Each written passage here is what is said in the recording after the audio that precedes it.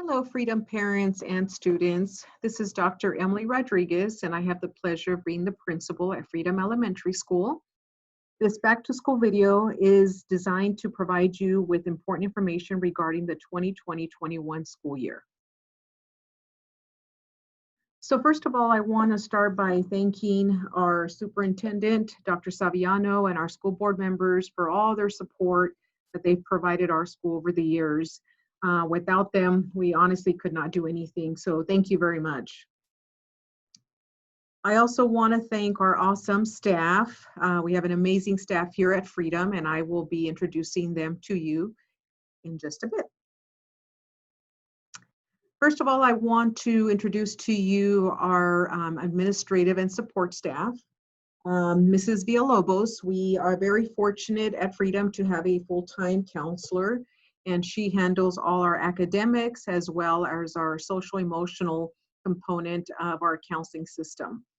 Then we have Mr. Ayers, who is our academic coach, and he oversees basically our curriculum and anything related to instructional practices. So he works directly with our teachers. We also have Mrs. Garcia, who's our community liaison, and she's really the link to you parents for any questions that you might have regarding any community resources or anything just in regards to grades or anything that you may have questions. And she speaks Spanish as well. Our teaching staff, we have our fourth grade teaching staff, and this year we do have 2 new staff members that have been added to our fourth grade team. Mrs. De Acevedo is one of our new fourth grade teachers. She was one of our reading teachers here, but has been moved over to our fourth grade grade level. And then we have Mr. Levine, we have Mrs. Lozano, we have Mrs. Mills, and we also have an additional reading, a fourth grade teacher this year who will be determined. Then we have Mrs. Havren, and we have Mr. Crass. Our fifth grade team is Mr. Montaño, Mrs. Neri, Mr. Ortega, Mrs. Quintanar, Mr. Reyes, Mrs. Saturn, and Mr. Santian. Our teaching staff is for sixth grade is we have Mrs. Amesqua, Mr. Knudsen, Mrs. Sickles, Mrs. Silva, Mrs. Alvarado, Mrs. Tarkington, and Mrs. Alcala. This year we have a new PE system that we're going to be implementing, and Mr. Ray will be overseeing our PE department, and so he will be assisting our 4th, 5th, and 6th grade teachers with the PE. Music, we're going to continue with our music program for 4th, 5th, and 6th grade. Mrs. Ibarra will continue teaching our choir courses, and Mr. Morris will continue to teach our music band courses. We also have a special education teaching staff for 4th, 5th, and 6th grade. We have Mr. DeFever, who is also returning, and he's out of the Learning Center, and also Mrs. Sagredo. Our office staff and support staff is we have Mrs. Barrios, who's our site secretary, Mrs. Ortiz, who is our attendance clerk, Mrs. Flores, who's our LVN, Mrs. Tina Earhart, who's our new special education director, Mr. James Lowry, who's our food director. Now, distance learning. Parents, as you know, we started our distance learning program back in the spring. This was something that I don't think we had anticipated for your child. However, I believe that our staff did the best that they could to implement as much of the distance learning components as we could. So I think we are starting to really fine-tune some of these systems. And so we hope that we're going to make it even that more valuable for your student. So your students will learn from home for 5 days a week from one of their assigned teachers. The distance learning will include daily interactive lessons through Google Classroom or Zoom. So for parents, incoming 4th grade parents, don't worry, our 4th grade team is aware of some of the limited exposure that your child has had to the Google Classroom. So they will be reviewing all this with them in a little more detail. We do have required instructional minutes which our teachers are going to continue to abide by. Again, with the Google Classroom, it does allow for live interaction with the teacher and their peers, so kids can see one another and their teacher, which makes it very interactive and real nice for kids to collaborate and share ideas. We will continue to abide by the state standards. So our teachers have been working really hard this last week to make sure that they incorporate those standards with the distance learning components and how they're going to be able to provide that. Students will be provided with a Chromebook since we are going online. So parents, if you need a device, please make sure to make contact with us so we can go ahead and get those devices to you. Students will be graded for the work that they do, and also daily attendance will be taken. So please make sure that your student go ahead and logs in on a daily basis. Students will need to sign a technology use contract, and these contracts are being provided to students when they pick up their devices, which also parents, you do have to sign for that as well, which is basically releasing the device to you, so you're taking ownership of that. But in addition to that, you have to sign this contract as well, your student does, and basically just outlines the importance of your students making sure that they're using the technology appropriately. And there is a signature page as well that comes with that. So the Google Classroom, again, is kids will be provided step-by-step instruction on how to log in. And believe me, parents, once kids log in, the kids know, as you all know, that kids are very, very, very tech savvy these days. And so they pretty much pick this up pretty quickly. So once they start into the Google Classroom system, they will be able to log in and complete assignments. So our daily schedule, we do have our Mondays late starts. In the past, it's been Wednesdays. We've now moved them over to Monday late starts. So what that means is that teachers will have PLCs in the morning, and then we do have, we still have to give teachers their prep time. So that's embedded in the system. So, and then also is our class time. We have breaks and lunches also embedded in that schedule. And then our regular schedules are Tuesday through Fridays. So kids our normal hours are for kids typically will be around between 8:40 to 8:50 start time and dismissal time about 2:30. That doesn't mean your kids are going to be in class this whole time. This just means that that's our hours of operation. But I will go more into detail on the schedule. So this is the distance learning instructional schedule that teachers will follow. On Mondays, as I said, are our PLC days, our late start days. And because of that, we went ahead and worked our RTI intervention dates systems for that date.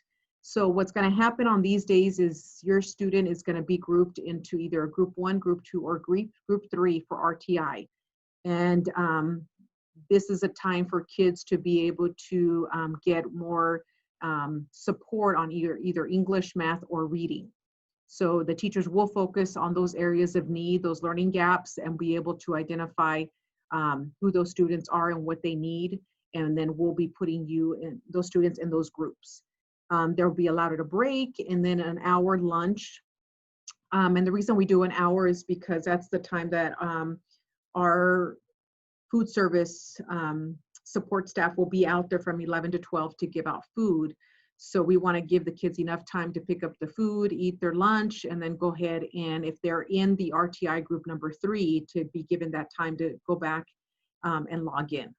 We also have an enrichment opportunity for kids who maybe don't need the RTI intervention. Therefore, teachers can provide some sort of enrichment, whether it's a science lab or anything like that that they could do virtually with the students. And then we've also embedded some tutorial time. If you see from 10:25 to 11 and 2 to 2:30 on those Mondays, is we do have an opportunity for teachers to call you, to provide tech support, instructional support, and even provide some social emotional support for our students. And then, of course, from 2:30 to 3, that is also a teacher office hour, but also opportunities for teachers to meet with parents as needed.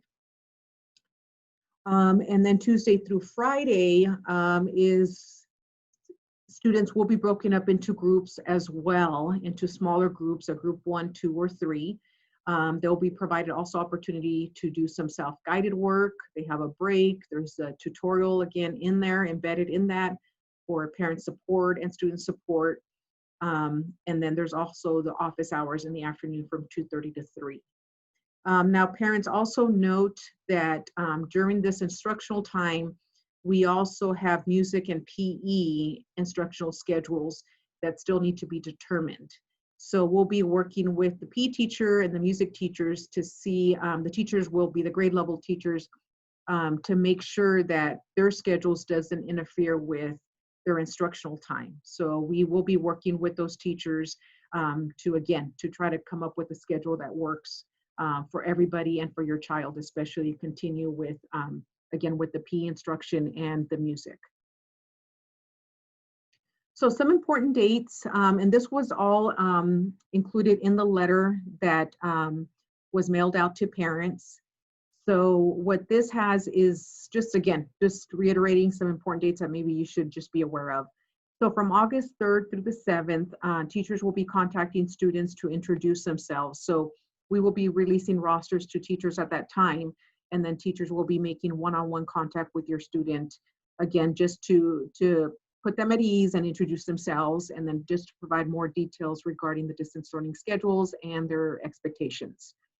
On August 4th, went ahead and just put that this video would be available for parents to view. August 6th is all students will be required to complete a student technology orientation. And this is very important that students log in, because it will be providing them with instructions on how to log into their Google, their Google Classroom, how to access other resources, online resources that they are going to need throughout the year. August 6th, that's also when the student meal distribution will occur from 11 to 12. On the 7th, there will be an assessment for English and math. And this is important for students to make sure they take this assessment, because it will provide their teachers for this next school year a better understanding of some of the learning gaps that your student may have. So it's important for them to have that, okay? And then our focus on reading is we are focusing on reading. We've continued to focus on reading for the last 4 years. And, we want to continue to provide this support for kids, because as we know, reading is extremely important, especially at the elementary level. So we are expecting kids to take the STAR reading assessment. And what that does is that it does provide the teachers with a level, basically a level that way teachers know how to group kids, again, during these RTI or just during the instructional time grouping. But your child will be given the assessment and be provided an AR level. And so that does provide what we call a ZPD. Students are encouraged to read 20 minutes a night, and teachers, I'm sure, will be providing a reading log that students need to keep track of their reading minutes. And parents, you may need to have to sign that as well to verify that kids are reading the 20 minutes at home. And then we plan to continue with the positive incentives. We have in the past went ahead and provided kids with some tickets that teachers put in for them after they meet their goals for reading, and then we're able to go ahead and give do a little raffle and give out prizes. So report card and parent-teacher conferences, we're going to continue with our trimester system, and also with our deadlines for giving out progress reports and holding the parent-teacher conferences, which I anticipate will be held virtually this year. So as I mentioned, some of our student interventions, we have RTI, we have our LEAP after-school virtual learning system this year, since of course kids can't be on campus. Mrs. Espinoza, our after-school director, will be providing more information to parents. We also have had in the past our migrant and our teaching fellow tutors, which are college students who basically are going to school to become teachers. So they have been such a great support system on our campus for students and providing them that extra tutoring that they need. So we're very excited to bring them back on board. And then we also have the Learning Center with Mr. DeFever, who does provide support and instructional support systems for our special ed students, our 504 students, and even many of our at-risk students through the RTI system. And parents, for you, I know this is all new, the distance learning system, and we continue to plan to provide additional information as we go. So please make sure to, to get involved, and we have several different parent meetings that you can attend, whether it's DLAC, ELAC, School Site Council, MPK. So it would be great for you to attend and provide us any feedback you have regarding distance learning, or just in regards to any additional programs that you would like to see or things that we can improve on. I definitely take this input, and our staff does, and we review it to see how we can make it better, a better system for you, for us, and for your children. So parents, I want to thank you for just taking time to even watch this video. I know, again, it's a lot, and as I said, we will continue to do what we can to communicate with you. And at any time you have any questions, I know you are, and we will continue to try to provide you that with as much as we can. But if you should have any questions that you need answered, please call us. Again, if I'm not available, we do have our secretaries here and also our counselor who can assist you as well. Okay, thank you very much.